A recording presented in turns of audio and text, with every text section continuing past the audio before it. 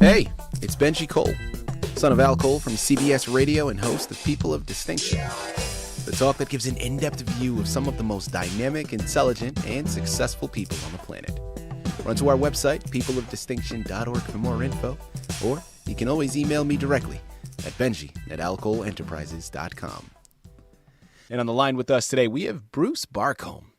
We're going to be discussing his amazing book, The Change Agent, Paradigm Shift in Consciousness. Available for purchase through Amazon as well as barnesandnoble.com. But people, listen, you have to go to Amazon and Barnes & Noble to purchase the book, but you're definitely going to want to check out his personal site to gather everything that Bruce has in store. And that's thechangesagent.com. So changes is plural on that. And when you go to the site, you'll find more information on Bruce, more information on paradigm shift, which is what we're going to be discussing today, but also another narrative that he's written called The Change Agent from 30,000 Feet.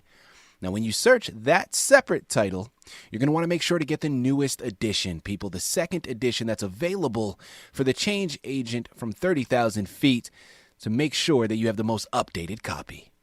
And I will say, Bruce was brought to our network, People of Distinction, today by some of the best publishers in the business, Book Launch International. So if you or anybody you know have a book that they'd like moved, give yourself the best gift you could possibly give and move it through Book Launch. You can find out more information on them and their fantastic team at booklaunchintl.com. Bruce is the expert, okay? He's written the book, he's done the research, and he is going to be able to articulate everything much better than I ever could. So sit back, strap in, and have your notebooks ready. Bruce, first and foremost, welcome to People of Distinction, and thank you very much for being a guest. How you doing today, man? Too bad, Benji. Thank you for having me. Absolutely. Listen, Bruce, it is an absolute pleasure, man. We're really looking forward to this, and the words that you've put on the page and that you're going to be able to articulate to us. Listen, just during the pre-screening call, I was at the edge of my seat, man. And I know that when we pick up your copies of the books and we read the information that you put inside, it's just going to follow suit in the same way. So my listening audience, myself, it is an absolute pleasure. It's such a treat to have you on the line as a guest. And we're really looking forward to all the information we're going to be able to receive. But before we go into your book, Bruce, let's hold off slightly. Start by telling our listening audience a little bit more about yourself and your background, please. So a little bit about myself is I'm a financial consultant. I've got an analytic background. I've taught college. So I'm very analytic in my fundamental approach to data and information. Facts do matter in business, and I want to make sure that the data and information that I write about, I've researched and make those available to the reader as well. So in the back of my books, you'll find bibliographies. In the ebook version of Paradigm Shift, you'll be able to click on links and go out and see for yourself for the information contained in the book, the sourcing. You know, it's going to sound outrageous when I say this, but we've come to that point in society, Bruce, where when you say something like research, it's absolutely disheartening how often people make assumptions or judgments without doing the due diligence and researching. And I love the fact that you're talking about that. Listen, just that simple fact, guys. Listen, there's links. It takes me back to school, right? People, it feels like an eternity since I've stepped foot in a classroom. But I remember having those essays, right? And at the end of the essay, you always have the works cited page. And it was always a thing where you need to cite the work. Where did you gather your information? So often nowadays, I feel like we've gotten to the point in society where a lot of times we formulate judgments or assumptions without doing the research. And as absolutely crazy as it sounds for me to thank you, Bruce, for doing the research, I'm going to thank you for doing the research, Bruce. Thank you very much for that. And guys, again, research is there. It's compiled. You make the decision on whether or not you want to follow or believe. But he did the due diligence by putting that forth. Thank you very much for that, Bruce. And without further ado, The Change Agent, Paradigm Shift in Consciousness. Tell us a little bit more about your narrative. The book starts at the fundamentals of what we see, we learn. What we've learned, we practice. And what we practice, we become.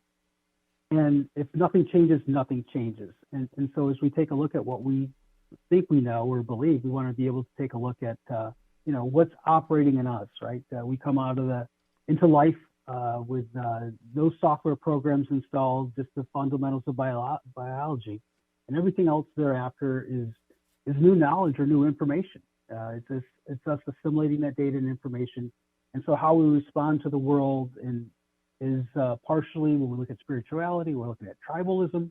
The tribe that we're born into depends upon the spirituality that is given to us. And so those create us as human beings. Our social influences, our educational influences, and other things make us who we are. And as we take a look at paradigm shifts in consciousness, I cite in the book in one case that, as human beings, the stewing of our emotions, I think if you go back to the 7 deadly sins, they stew and they simmer in us, and we each get our own flavor within us. And so as we deal with pride and envy and greed and lust and gluttony and things of that nature, as a human being with emotions, we have a chance to either stay stuck with what we've learned or to say, hey, I got a software virus in there. I got bad information.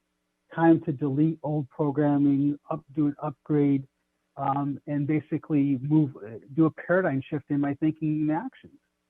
And so we're talking about first order change, inspired change, some changes forced upon us. Bruce, I want to talk about the concept of inspiration. Now, we know with some of the topics that are addressed in your book, depending on your belief system and, where you fall on that spectrum in the country, some of these things could be viewed, or some of the topics rather, not what you're saying, but some of the topics rather, could be viewed as propaganda, could be viewed as conspiracy theorists sometimes. Now, I want to give you an opportunity, Bruce. What inspired you to embark upon this book and tackle these concepts? I watched the January 6th insurrection and with the vitriol and the anger of the people that basically attacked our institution. And what immediately came to mind to me is, what was it that they were chemically addicted to between their left ear and right ear? Because our brain does store all our emotions chemically in our head. To where they would cross the country with such anger and vitriol and take action. So it really came back to thinking for me. The second thought that came in, it's in the, is if you've seen the movie Fight Club, right? It's the anarchists trying to bring down society and create chaos for their own agendas and benefits. And as I took a look at some of the thinking specific to the QAnon core belief, I wanted to address some of those things that were covered in their belief system. That, in my opinion, attached itself to the Republican Party like a cancer, like a festering cancer, and ate away at the integrity of otherwise respected institutions. Bruce, so just examining, again, some of the concepts that you talk about. We talk about philosophy in the book. You're talking about religion, psychology of addiction and brainwashing, QAnon you mentioned, the political divisiveness that we have. In your mind, are these all separate topics, or is there something that really unifies each of them? It all comes back to stream of consciousness. When it comes to philosophy has been around for 2,500 years, predates Christianity, right? And so the ability to self-reflect and look at truth. What is the truth? Not what am I espousing from an ideological core belief, but what is the truth about the actions I'm taking in reality?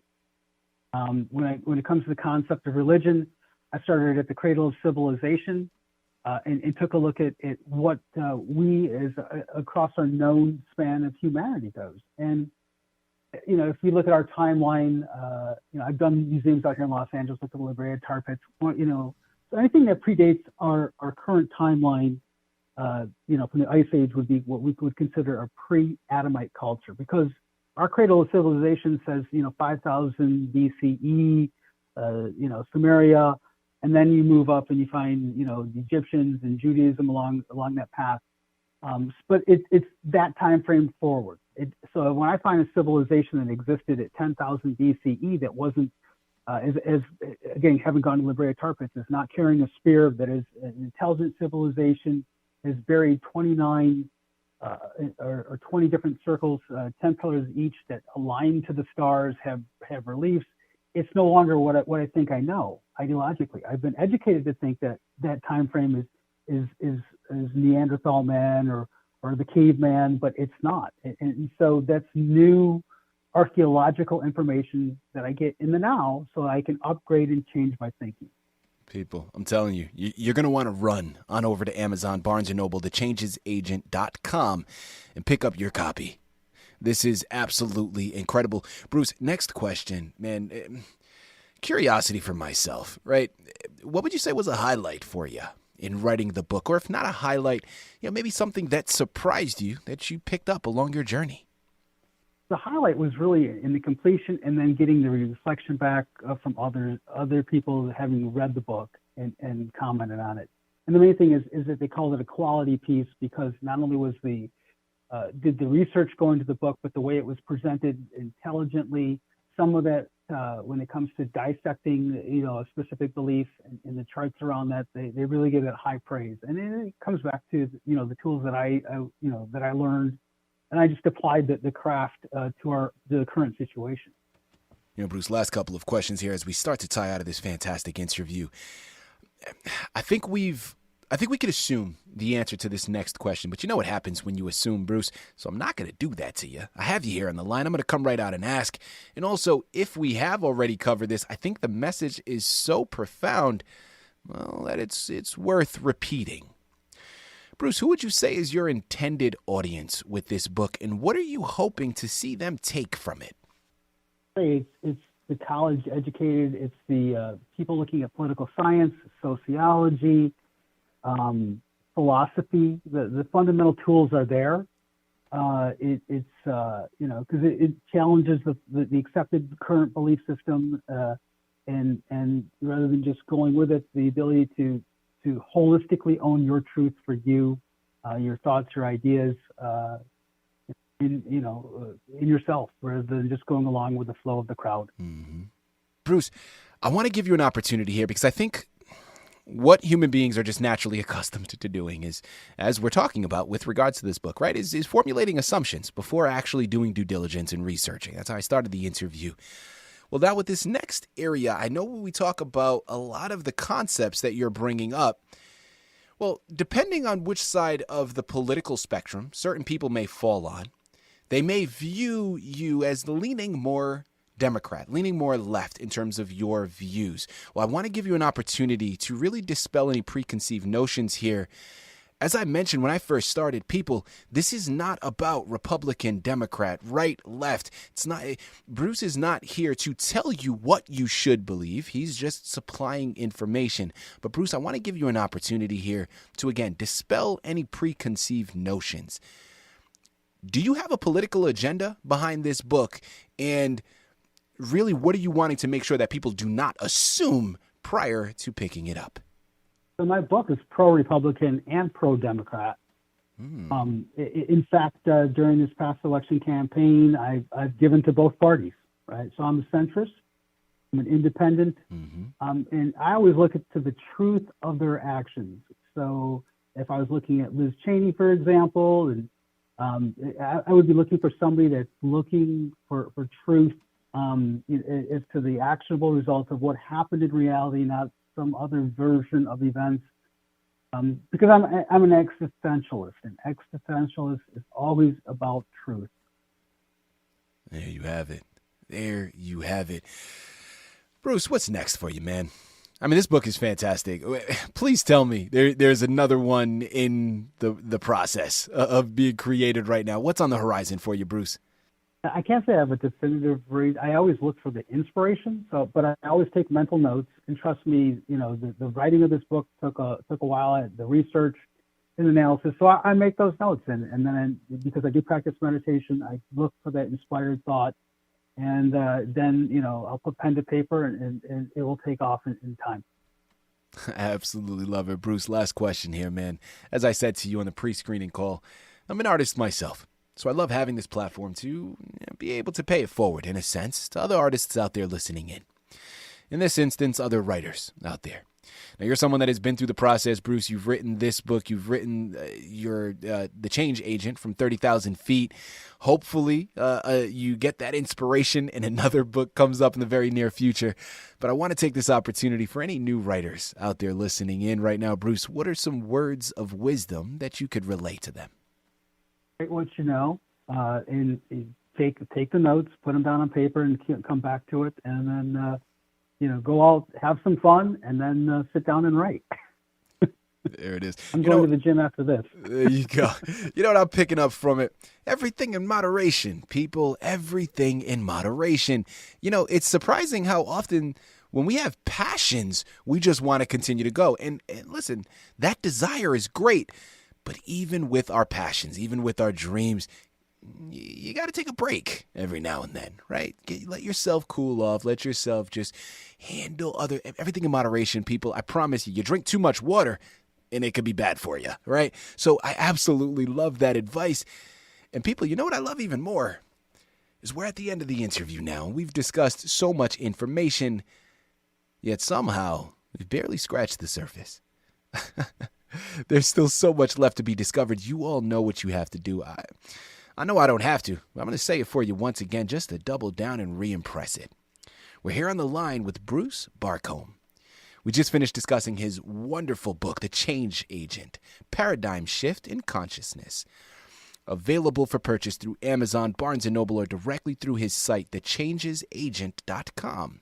While you're at it, look into his other book, The Change Agent from 30,000 Feet, and make sure that you're getting the newest edition possible with regards to that book.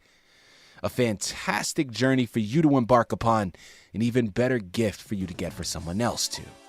Head on over there, pick up your copies today. You surely will not be disappointed. Bruce, this has been an absolute pleasure, man. Such an honor. I truly mean that. Thank you once again for being a guest on People of Distinction. Thank you for having me, Ben.